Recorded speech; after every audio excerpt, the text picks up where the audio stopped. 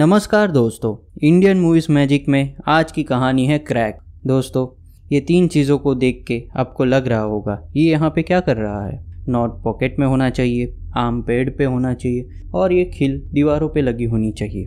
लेकिन आप यकीन नहीं करोगे, ये 3 चीज़ों ने 3 बड़े शोरमाओं की खाट खड़ी करके रख दी है और इन सब में कॉमन लिंक है क्विक पुलिस वाला। नहीं समझ में आया? चलो बताता हूँ ये कैसे हुआ। ये तिहाड़ जेल में एक reporter India's most wanted criminal का इंटरव्यू लेने के लिए आते हैं। उसने 25 साल की उम्र में ही इंडियन अंडरवर्ल्ड में अपनी अलग ही पहचान बना ली थी और मुंबई सीरियल ब्लास्ट में उसका ही हाथ होता है। वो मोस्ट वांटेड क्रिमिनल है सलीम भटकल।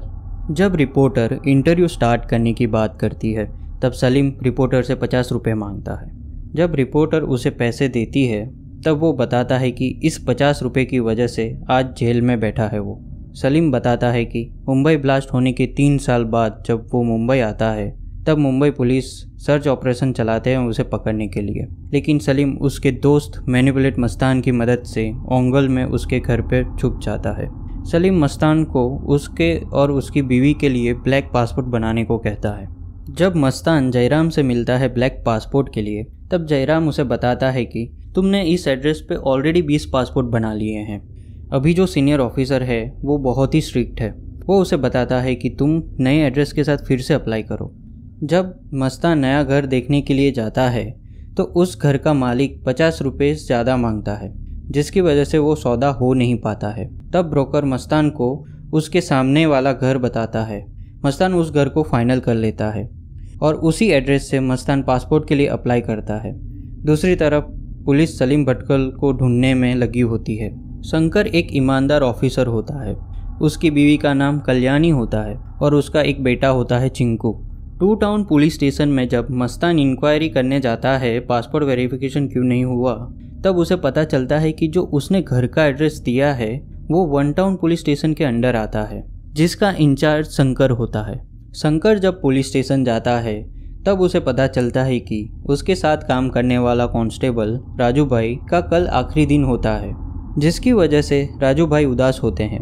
तब शंकर उन्हें समझाता है कि आप जब चाहे तब इस पुलिस स्टेशन में आके आपका एक्सपीरियंस शेयर कर सकते हैं, जिससे सबको बहुत ही खुशी मिलेगी। चिंकू जब सुबह उठता है तो वो बहुत ही कंफ्यूज होता है। उसे एक्चुअली समझ नहीं आता है कि वो हर रोज़ सुबह लिविंग रूम में कैसे उठता है।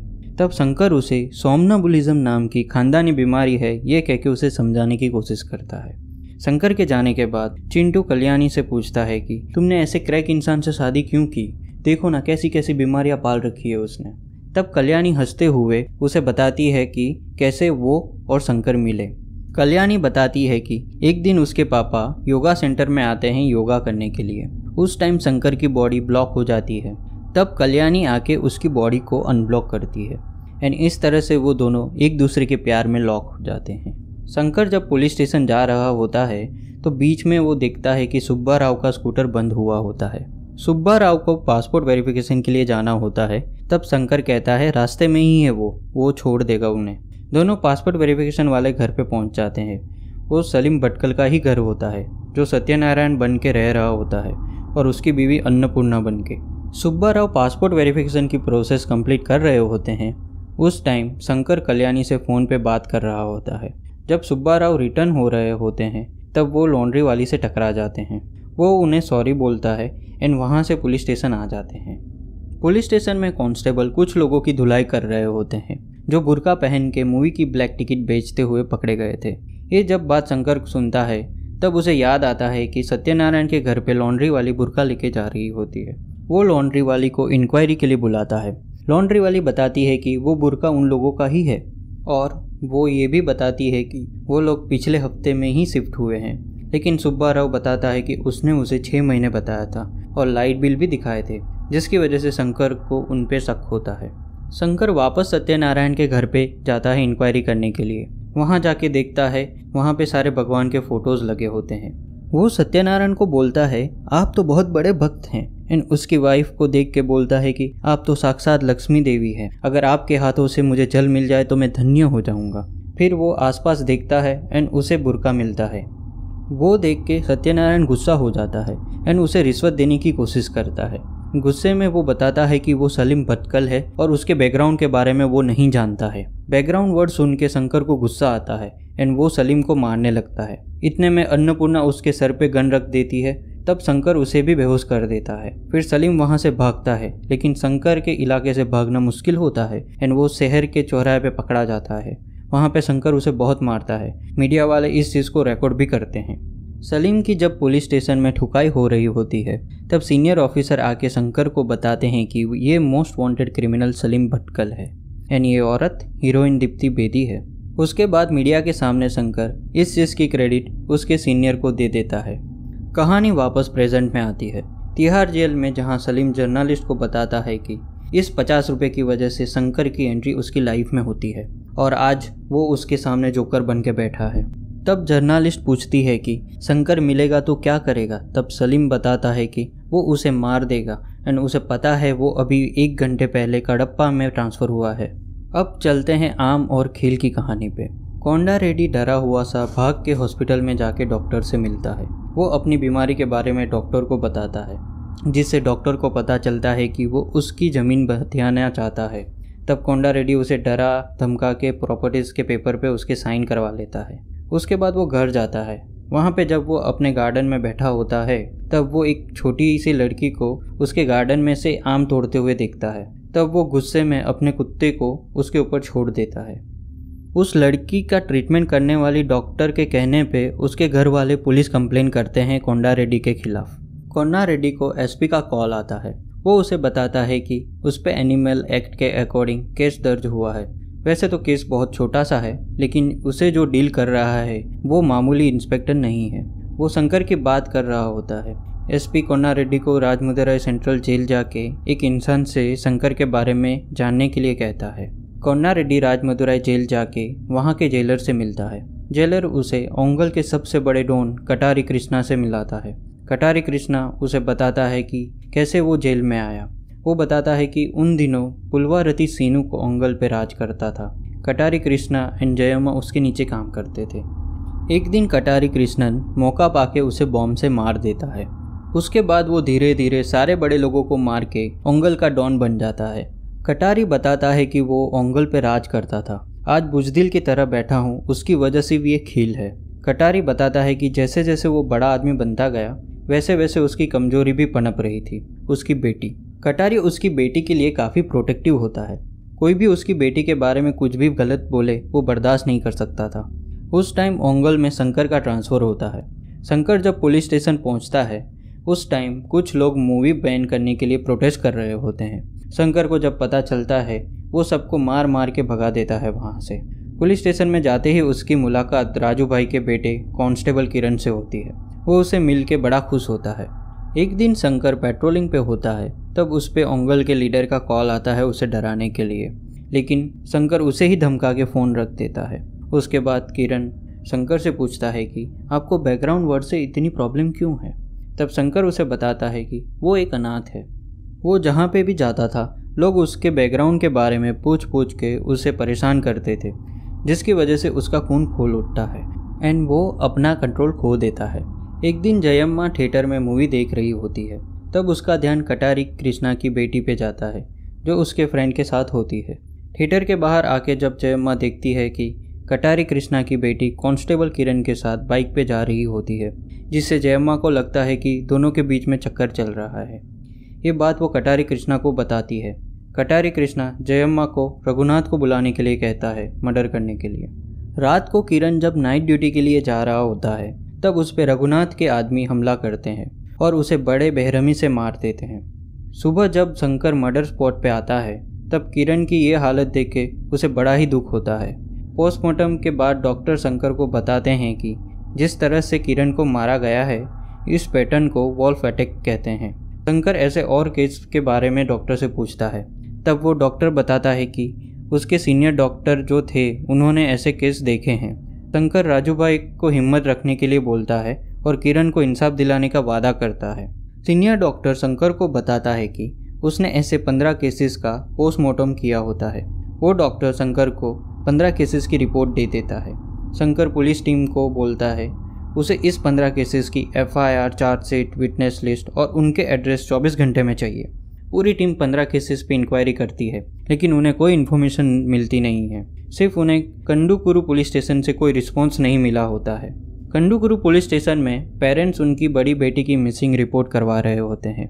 वहाँ का इंचार्ज उन लोगों के साथ बदतमीज़ी कर रहा होता है। शंकर उस टाइम पे वहाँ पे आता है। वो रिकॉर्ड रूम के बारे में पूछता है। वहाँ का इंचार्ज उससे भी बदतमीज़ी करता है। तब शंकर उसे ज़ोर से मारता है। फिर वो रिकॉर्ड रूम में सर्च करता है, लेकिन उसे कोई एफआईआर की डिटेल्स नहीं मिलती है, जिससे शंकर गुस्से में आता है एंड रिकॉर्ड रूम के दरवाजे पे ज़ोर से लात मारता है, जिससे लाइट के पास जो पेपर रखा होता है वो नीचे गिरता है, जो वही एफआईआर होती है। जिसके बाद शंकर इंस्पेक्टर को धमकाता है। उस पर एक्शन लेने के राइट्स ना होने की वजह से वो उसे कुछ नहीं करता है। उस एफआईआर के हिसाब से जो भी सस्पेक्ट थे वो सारे मर चुके होते हैं, सिवाय कटारी कृष्णा के। कटारी कृष्णा एक फेस्टिवल में अपनी फैमिली के साथ आया होता है। वहाँ पे शंकर आता है एंड वो कटारी को पुलिस स्टेशन चलने के लिए बोलता है। कटारी उसे आने से मना कर देता है। शंकर उसे फिर से पुलिस स्टेशन आने के लिए रिक्वेस्ट करता है। तब कटारी पुलिस स्टेशन कैसा होता है ऐसा बोल के उसका मजाक उड़ाता है। कटारी शंकर को बोलता है कि वो उसके बैकग्राउंड को जानता नहीं है, जिससे शंकर गुस्से में आ जाता है एंड वो कटारी कृष्णा पे हाथ उठा देता है और उसको लेके पुलिस स्टेशन जाने लगता है। तब जयम्मा उसे ले जाने से रोकती है एंड उसके आदमी शंकर पे हमला करते हैं। शंकर एंड कृष्णा कटारी के बीच में लड़ाई होती है, लेकिन शंकर कटारी को पुलिस स्टेशन ले जाने में कामयाब होता है। शंकर कटारी को जेल में बंद कर देता है। तीसरे दिन जयम्मा वकील को लेके पुलिस स्टेशन आती है कटारी की बेल करवाने के लिए। कटारी को फ्राइडे रात को जेल में बंद किया था, जिसकी वजह से उसे 2 दिन जेल में रहना पड़ता है। जयम्मा वहाँ के एसआई को बेल पेपर देकर उसे छोड़ने के लिए ज़बरदस्ती करती है, लेकिन एसआई उसे मना करता है। वो शंकर का वेट करने को बोलता है। इतने में शंकर वहाँ पे आता है। शंकर बेल पेपर लेता है एंड कटारी को छोड़ने के लिए कहता है। जब कटारी वहाँ से जा रहा होता है तब शंकर उसे कहता है कि 10 साल पुरानी एफआईआर में तू सस्पेक्ट था, इसीलिए तुझे 3 दिन के लिए लॉकअप में रखा। अगर कांस्टेबल किरण के मर्डर में तेरा हाथ हुआ तो वो उसे ओंगल के बीच चौराहे पे मारेगा। कटारी वहाँ से बेइज्जत होके जा रहा होता है। जैसे ही वो पुलिस स्टेशन के बाहर निकल रहा होता है, वहाँ पे उसकी बेटी ने कांस्टेबल बालाजी से शादी कर ली होती है। वो देख के उसे समझ नहीं आता है। वो सीधा घर आता है एंड जयम्मा को पूछता है कि हमने उसे मार दिया था ना। तब जयम्मा कहती है कि कुछ तो गड़बड़ है। दूसरी तरफ बालाजी शंकर को बताता है कि कटारी के आदमी उसे मारना चाहते थे, लेकिन उसकी प्यार की वजह से किरण की जान ले ली। बालाजी बताता है कि उस दिन थिएटर में उनके साथ किरण भी था। मूवी के बाद जब वो नित्या को घर छोड़ने जा रहा होता है तब बालाजी के पैर में खील घुस जाती है। उसकी वजह से किरण नित्या को घर छोड़ने जाता है। तब जयम्मा उसे देख लेती है। बालाजी इतने दिन तक चुप रहा क्योंकि उसे लगता था कि वो लोग उसे भी मार देंगे। वो बताता है कि वो उस दिन का आई विटनेस है। तब शंकर तिलक को अरेस्ट वारंट रेडी करने को बोलता है। तिलक सजेशन देता है कि मरने वाला एंड आई विटनेस दोनों पुलिस वाले हैं और बिना ठोस सबूत के बेस पे वो छूट जाएगा, इसलिए हमें वेट करना चाहिए। तब शंकर बालाजी एंड नित्या की शादी को पब्लिक करने को बोलता है। दोनों की शादी के पोस्टर पूरे शहर में लगाए जाते हैं। उन दोनों की शादी की सेलिब्रेशन पार्टी भी दी जाती है। उस पार्टी में नित्या की माँ आती है और वो शंकर को कहती है, आपकी और मेरे पति के बीच की दुश्मनी की वजह से वो अपनी बेटी को नहीं खो सकती। तब शंकर उन्हें वादा करता है कि इन दोनों को वो कुछ नहीं होने देगा। वो आज ही इन दोनों को शहर के बाहर छोड़ के आएगा।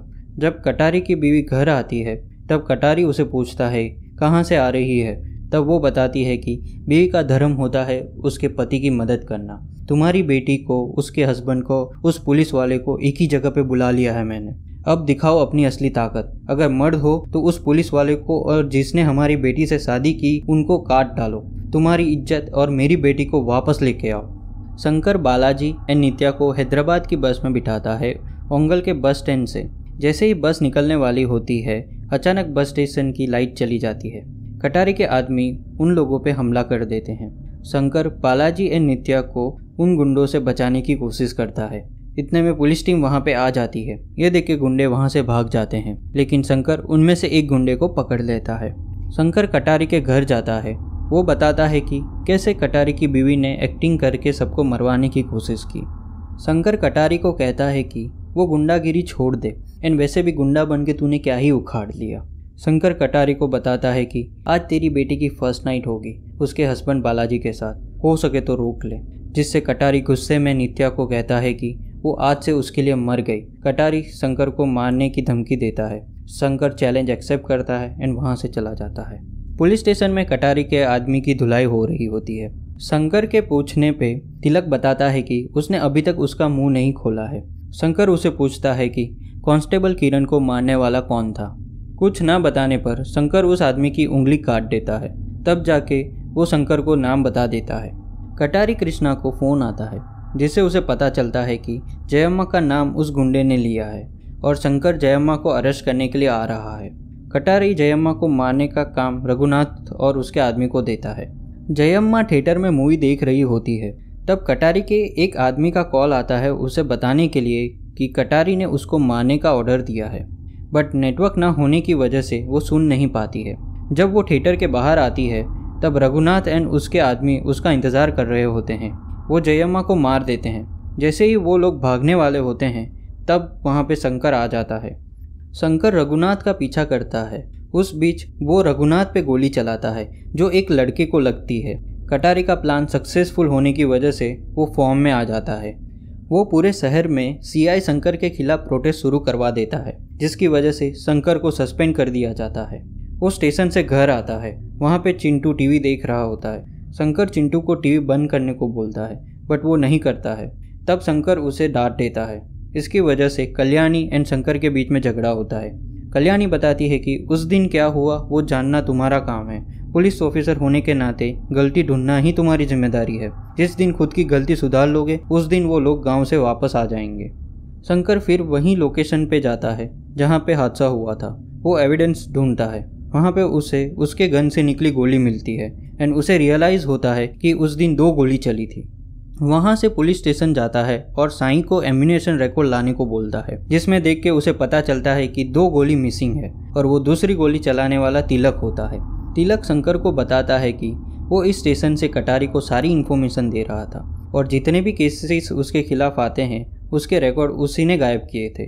तिलक ने कटारी कृष्णा के खिलाफ के सबूत उसके घर पे छुपा के रखे थे। वो फाइल वो शंकर को देता है। उस टाइम शंकर पर कटारी कृष्णा का कॉल आता है।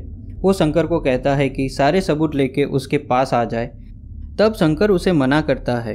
तब वो कहता है उसने कल्याणी एंड चिंटू को मारने के लिए पूरी टीम भेजी है। अगर उसने फाइल उसे अभी नहीं दी तो उसके आदमी उसके बीवी बच्चों को मार देंगे। जिससे शंकर कहता है कि उसकी फैमिली को कुछ मत करना प्लीज़ कृष्णा जी। ये सुन के कटारी बहुत ही खुश होता है। फिर शंकर हंसने लगता है एंड वो कृष्णा को बताता है कि उसकी बीवी स्टेट पुलिस एकेडमी की टॉपर रह चुकी है। ऊपर से टाइकुंडो में ब्लैक बेल्ट है। वो सिर्फ अपने पति और बच्चे के लिए उसने जॉब छोड़ी है। वो किसी शेरनी से कम नहीं है। शंकर कटारी को बोलता है कि यकीन ना आ रहा हो तो अपने आदमी को फ़ोन करके पूछ ले। दूसरी तरफ कल्याणी एक एक करके सारे गुंडों को मार के भगा देती है। चिंटू फ़ोन करके शंकर को बताता है कि वो लोग सेफ हैं। तब शंकर उसे माफ़ी मांगता है। फिर कल्याणी शंकर को बताता है कि वो लोग घर वापस आ रहे हैं। शंकर ये सारे सबूत एसपी को देता है और एसपी तिलक को कस्टडी में लेने को कहता है। एसपी कटारी कृष्णा को पकड़ने के लिए शंकर को फुल पावर देते हैं। शंकर एक एक करके कटारी के सारे आदमी को एनकाउंटर में मारने लगता है। कटारी की पूरी गैंग को वो ख़त्म कर देता है।